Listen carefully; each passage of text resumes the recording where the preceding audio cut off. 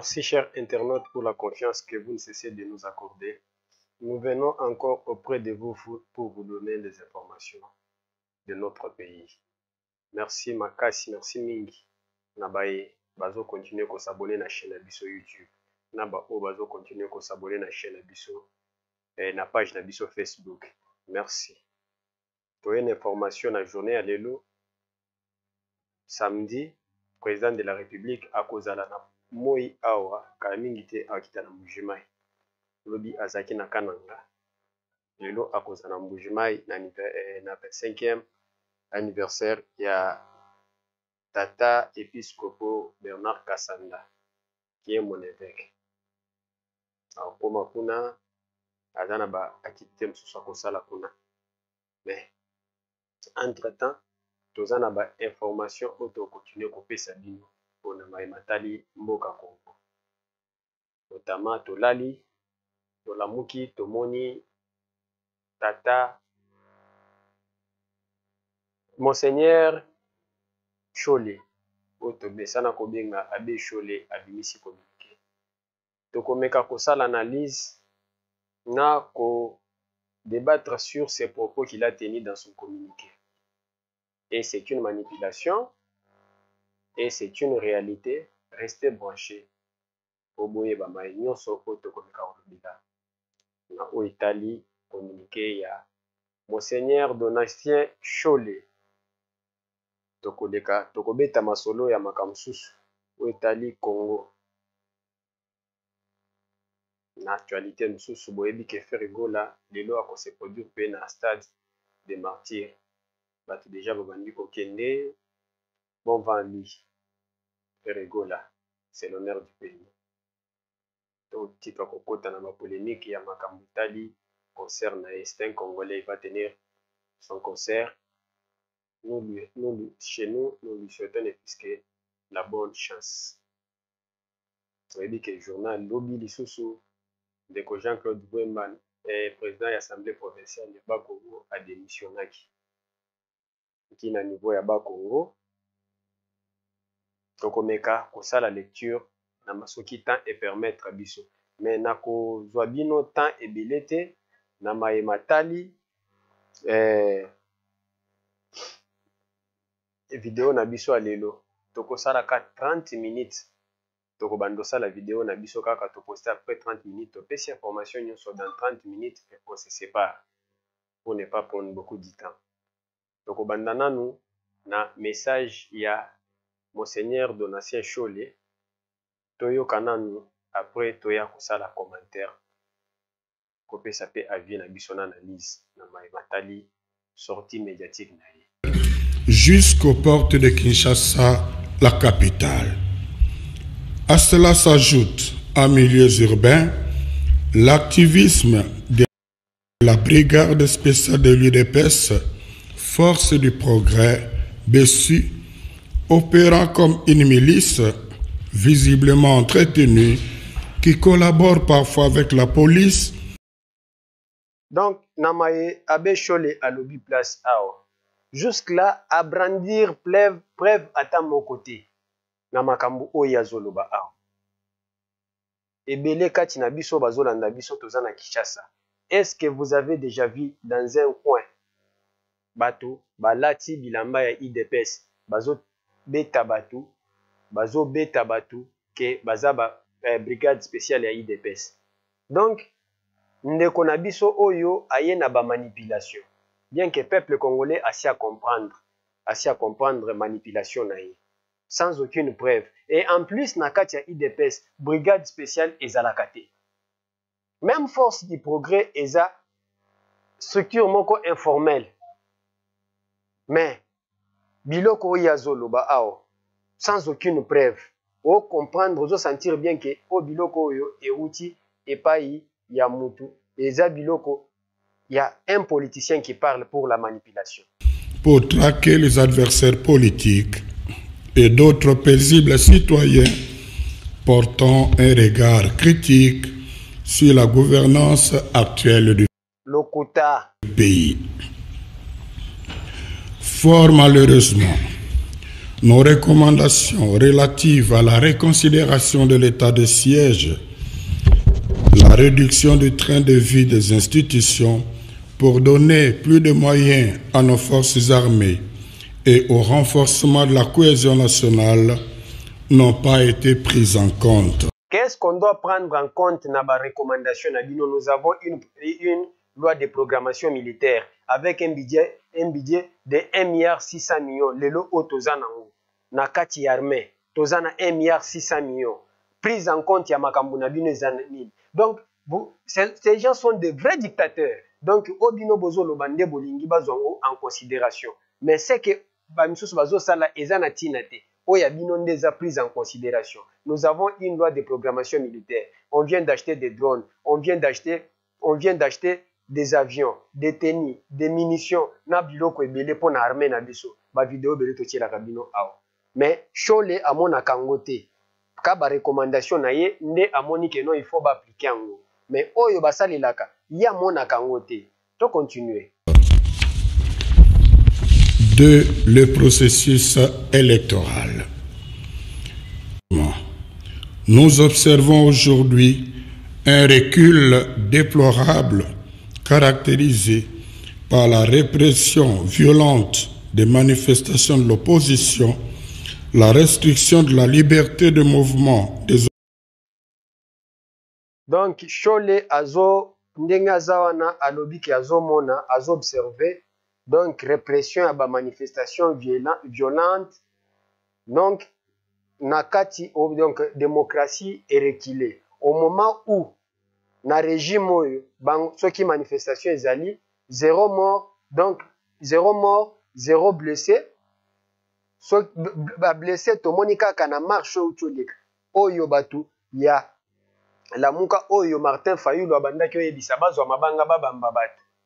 Nakuza na vidéo ao. Na tiela bino de tambola pe bosi botalango apesa abibo bamba bato ba mabanga ndeko na biso concert oya nini journaliste Jeon azoka ye pe a témoigner que bato afayi binde babeta ye mabanga siko ya moni yango te. Avançons. Opposants.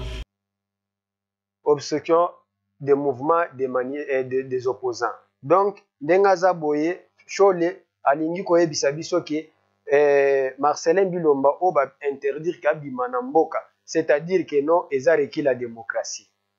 Des tentatives, des projets de loi discriminatoires. Wana alobeli loi tiani po o ezo kanga bayer de fonds na bango nde alobeli.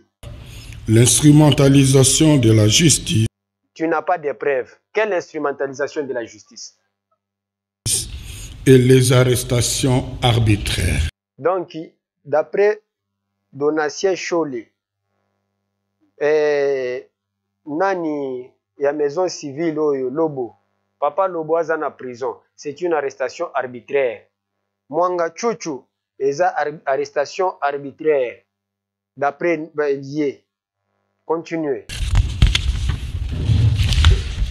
L'intolérance politique.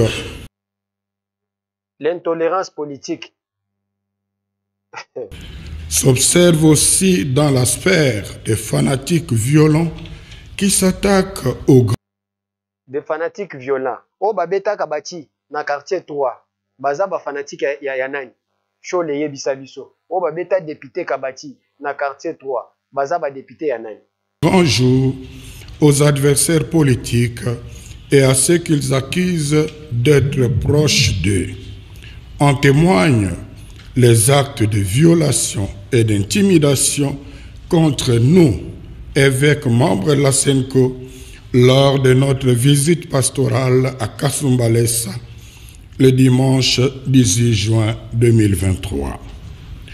Nous condamnons toutes ces pratiques inacceptables et rappelons que nous tenons aux élections inclusives. À ces propos, le peuple n'acceptera pas un empêchement. Le peuple n'acceptera pas. Qui vous a demandé de parler au nom du peuple? Ozani député national, Ozana compte Yasenko, qui est une structure privée. Peuple ozolo banane mutachindio lo banakombo peuple. Chemin purement politique de qui que ce soit de se présenter comme candidat aux élections. Donc, d'après yo, même Abbé Dachou a se présenté à l'élection, Tokobeta Maboko, même Nani Christelle Sassou a se présenté à l'élection. Pour maman Nayaza congolaise, maman Christelle Aza congolaise, donc a se présenté à l'élection. Il faut lui laisser la liberté de faire le choix de ses dirigeants conformément à la Constitution. Médiocre. Grand 2, recommandation au peuple congolais que l'acte que nous allons poser le jour du scrutin est décisif pour l'avenir de notre pays. Compte tenu des expériences malheureuses des cycles passés, ne quittons pas les bureaux de vote tant qu'on n'aura pas affiché les résultats. Un ignorant. Est-ce que ceux qui ont vendu, messieurs, Nazoe Bisayoke, ceux qui ont vendu na bureau ya vote, et l'ignorant na kisake ceux qui tricherie et l'ingeleka, et kolekate pour ceux qui ont vendu na bureau à vote, ba afficher nini na yo. On peut tricher à l'intérieur et quoi afficher ba kombo msusu.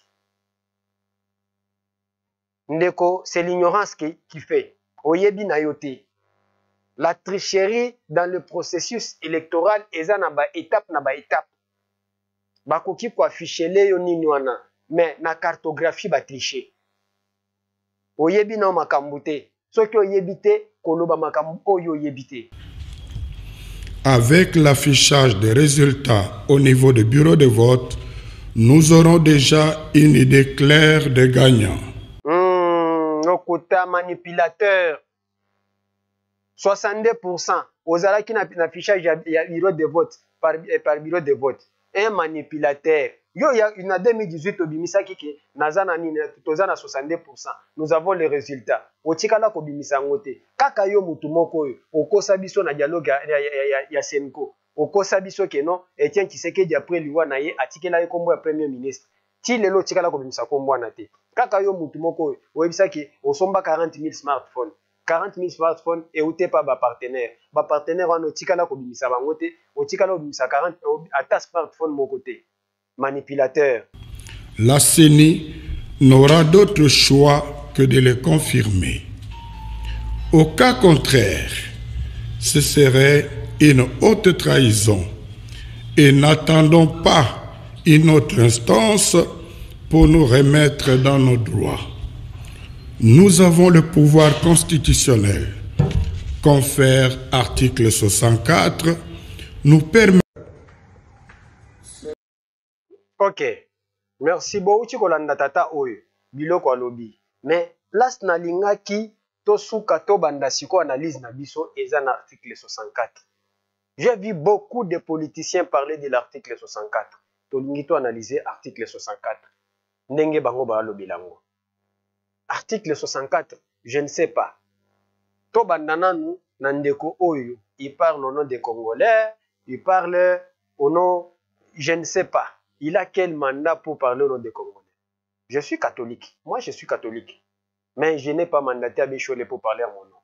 Mais, to bandana nu, koye na constitution au bango bazo lobana. To bandana nu, l'article 1er. Chapitre 1er. De l'état des droits et de la souveraineté. Section première de l'État.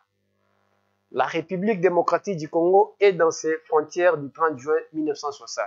Un État de droit indépendant, souverain, uni et indivisible, social, démocratique et laïque. Nasukiwana. Donc, l'État congolais, bomoni ke nasuka, place wana balobike, souverain, uni et indivisible, social, démocratique et laïque. C'est là où je mentionne, c'est laïque. Donc, nous sommes dans un État laïque. Nous sommes dans un État laïque. Pas un État, nous ne sommes pas dans un État, nous ne sommes pas dans un État catholique. Mais, binotan ngozozwa, na ebite, ozu maloba pona koloba. Je ne sais pas. Est-ce que, oza sûr que bakimbangiste bakolanda yo na maloba na yo? Oza sûr que ba musulman bakolanda maloba na mot d'ordre oyo kopesa? Oza sûr que comment dirais-je, église de réveil, kolanda mot d'ordre na yo, aux assure que sous-traitant na bino protestant, je ne sais pas, soy ko sala. Bon, na kati ya église catholique, bato nyonso basambela kuna, nous ne sommes pas de l'opposition. Yo kanisi biso nyonso togolanda message na yo. Zongisa mbongo bato lié. Tozo le kana na article 64 oyo lobi. Oya ko appliquer. Totang article 64. Article 64, chapitre 4 des droits des devoirs du citoyen. Tout Congolais a le devoir de faire échec à tout individu ou groupe d'individus qui prend le pouvoir par la force ou qui l'exerce en violation des dispositions de la présente Constitution. Tout Congolais a le devoir de faire échec à tout individu ou groupe d'individus qui prend le pouvoir par la force. Bato balingi bazwa pouvoir par la force, c'est vous. Sans passer par les urnes. Nengo lobi ke bato batika la soki vote en violation, qu'il exerce en violation des dispositions de la présente Constitution. Que prévoit la Constitution? C'est la CENI qui organise les élections, qui proclame les résultats, et c'est la Cour constitutionnelle qui valide. Yo lobi ke ce qui va valider en côté et ce qui est reflété choix à peuple. Donc c'est-à-dire que c'est nous qui yende muto valider choix à peuple. C'est pas la Cour constitutionnelle. Donc vous voulez violer la Constitution. Wana mupanzi na bino, une contradiction de votre part. Tozongi sikoyo na deuxième alinéa. Toute tentative de renversement du régime constitutionnel constitue une infraction imprescriptible contre la nation et l'État. Elle est punie conformément à la loi. L'État, la justice et qu'on s'en charge na bino. Na oyo nyonso zolilo sala.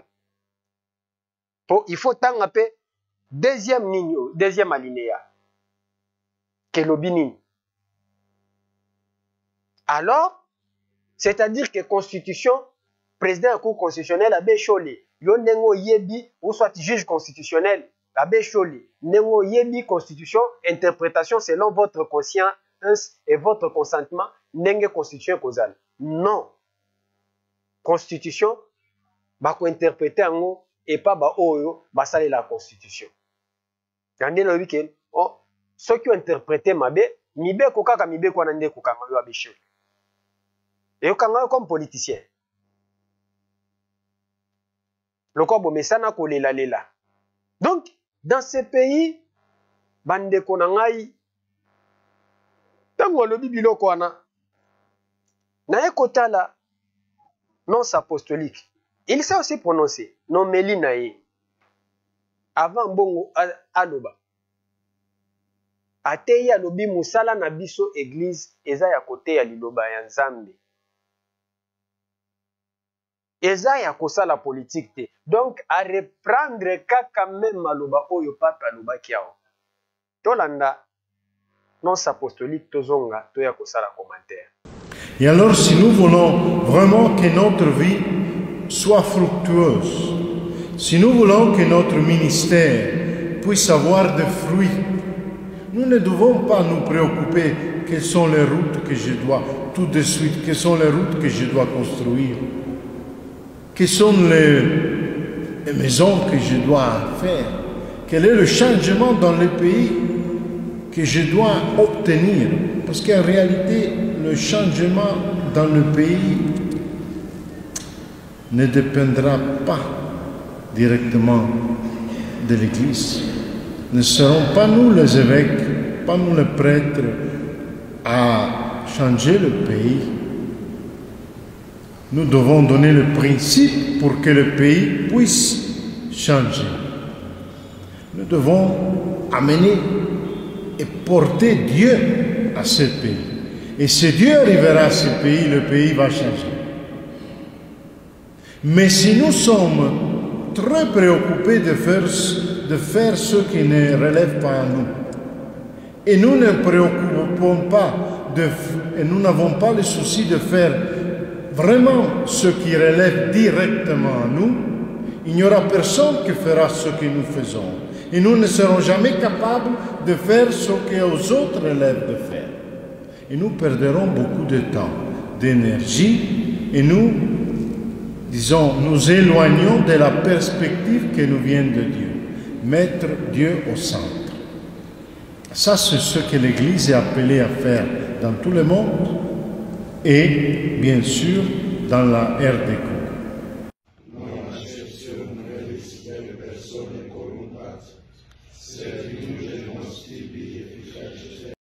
Chers amis, toujours courir derrière la montre. Wana Malubaya, nonce apostolique, représentant un pape Ayaki. Donc, Onyo Soyo, ekotaka bango te tellement que balie mbongo akashobwe, balie donc basali à laquelle elle est na kashobwe, ekotaka bango te avec une haine au bazanango. Le monsieur nous appelle Abbé Chole. Alobeli makambo eloko moko na ngana bosa. Mais il fallait mentionner pe ba propos ya mukeba na safu na kachwana. Ako mentionner ngo te po eza haine oyo liboke na bango. Dis-moi qui tu fréquentes, je te dirai qui tu es. Ya liboke na bango ndenge babetaka masolo na bango. Ndenge bango nyonso baza ba ene. Akotika la kobeta masolo ya Daniel Safute po baza likopa na bango ya ngwana. Alors, eloko na senga na ba Congolais ezaki to sala tout se débarrasser na classe ya ba médiocre. Ba médiocre baza ebele et surtout na politique. Toza na ba médiocre ebele. Ce sont des médiocres. Nous sommes entourés de médiocres. Nous sommes entourés de médiocres. Imaginez un président d'un parti politique. Ata soki boza na ba conflit na bino. Je ne peux pas tenir des propos que Ngobila a tenu. Donc, place na Fandaki, na yoki na lobi, na yoki nzoto malili.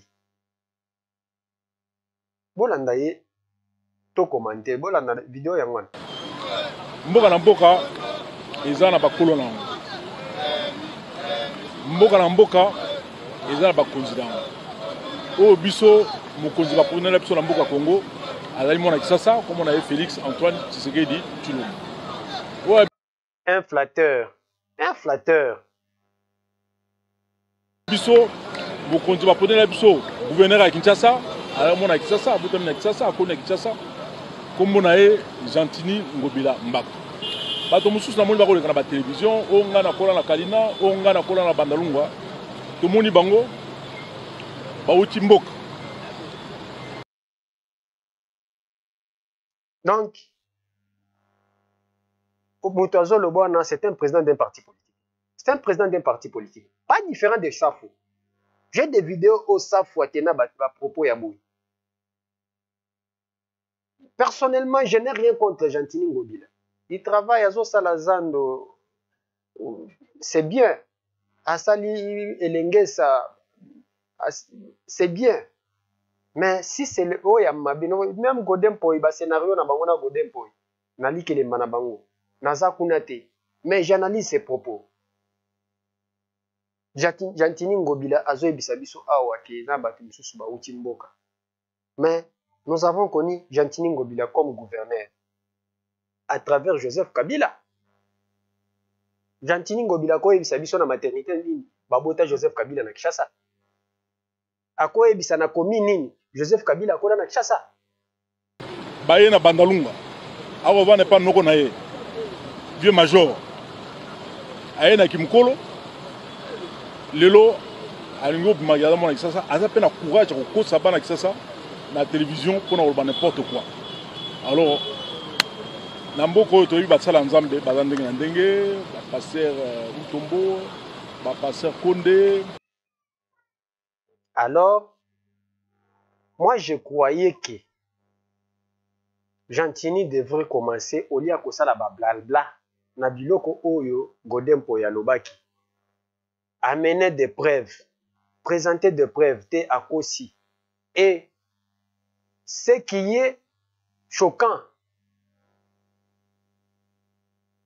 justice à se saisir d'office du dossier pour na ko enquêter simple ti lelo même justice ba meki ko bengata Godempoi ba meka otala ata so ba bengete ba tuna keno ba banda ko enquêter rien du tout semblant comme si rien n'était mais tomoni kaka ba jeu ping-pong et en plus l'assemblée provinciale oyo bakozala keno bayeba keza nini omoni keno chef coutumier Dynamique Ngobila apesi mot d'ordre motion balongola Godempoi eza mawa eya mawa donc ya biloko donc na mboka na biso qu'est-ce que je peux dire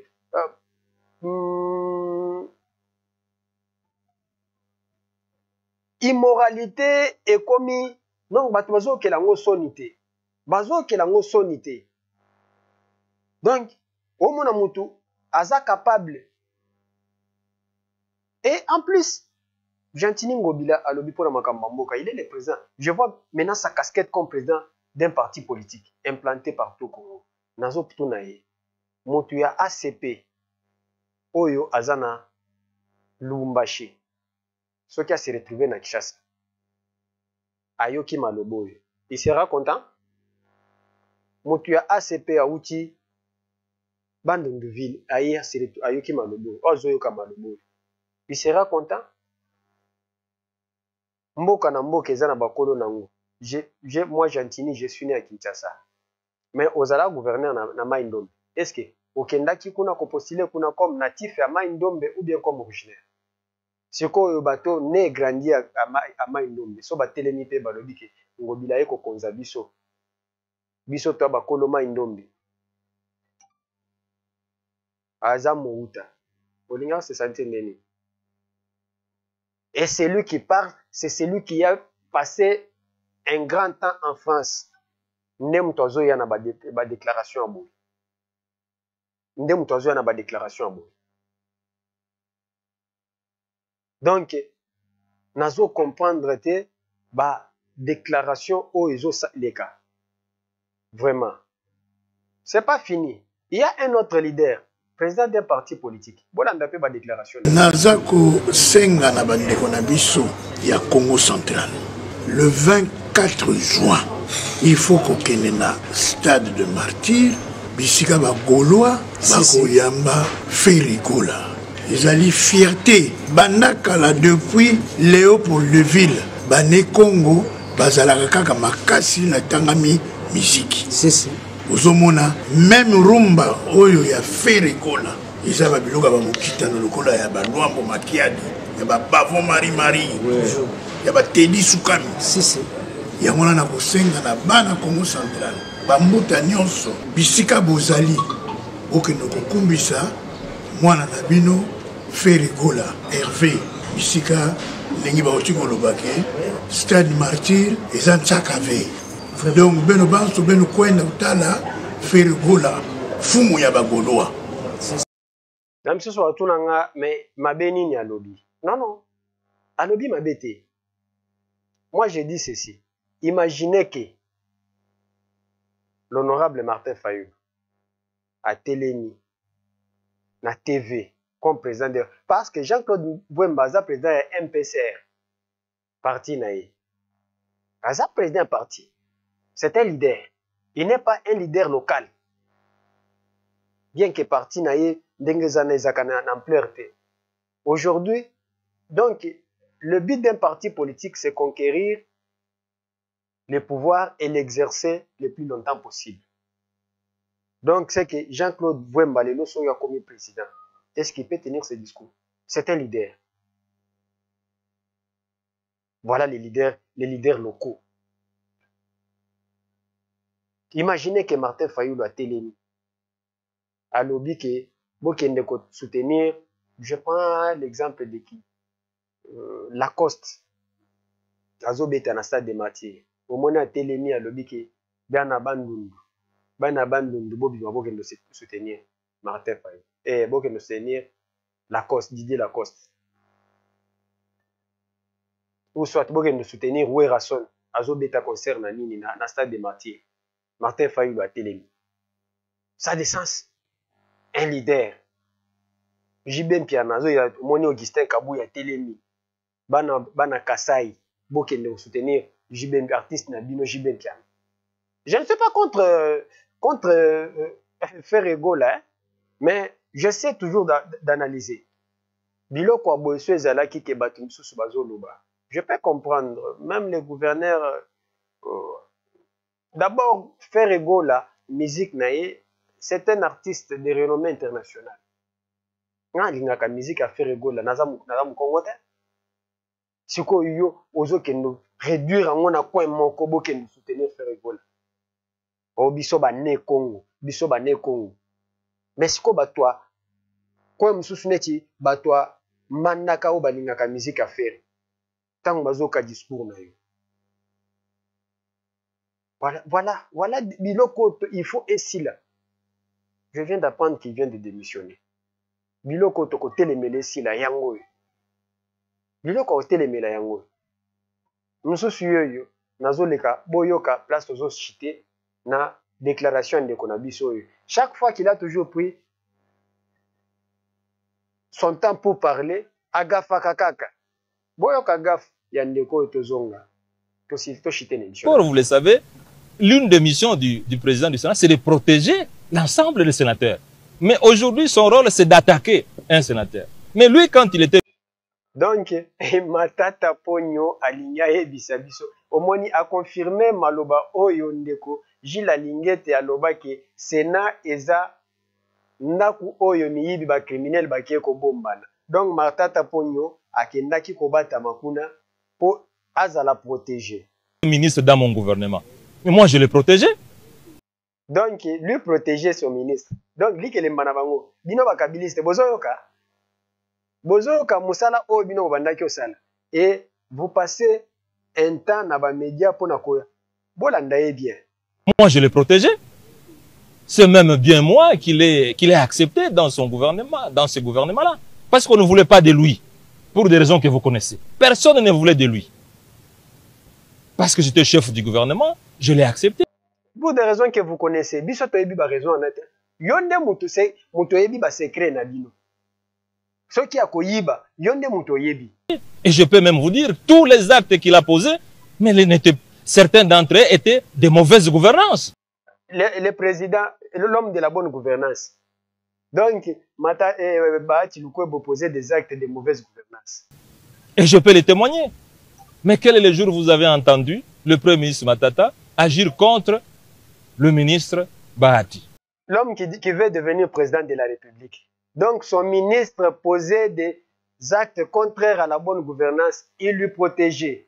Donc il veut devenir président de la République. Azana sonité à Kolobango n'a mis soit journaliste. Mais il a tout oublié. Deuxième point, mesdames et messieurs de la presse. Je viens de porter une plainte. Donc, regardez bateau, ba politicien otozana bango. Botala ba politicien otozana bango na mbo. Bango. Voilà des politiciens que nous avons au Congo. Des politiciens que nous avons au Congo. Yango ne nayebi sakabino awa na ba vidéo ebele nayebi sakabino ki. Bobanga mutu te soki bomoni alo ba français ebele. Bobanga ete so bomona alo ba français ebele. Même na France, balobaka français. Même bato maboma, même na France, balobaka français. Bato bazanga maele na France, balobaka français. Danger. Mais, bongo zéro. Bomo na bafai, yangondo moni babe chole, azo kosa awa, tout en croyant que ba Congolais nyoso baza ba bête, pour kosa bango.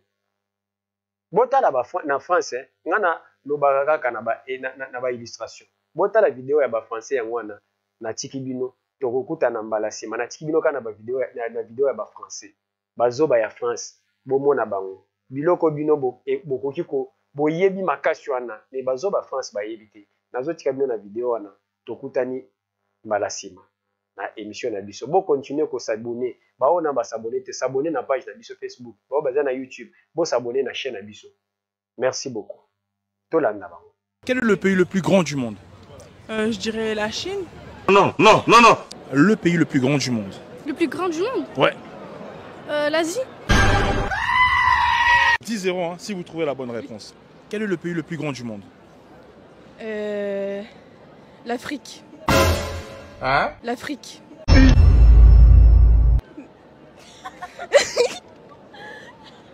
Le pays, je parle d'un pays. Ah, Royaume-Uni. Royaume-Uni. Non plus.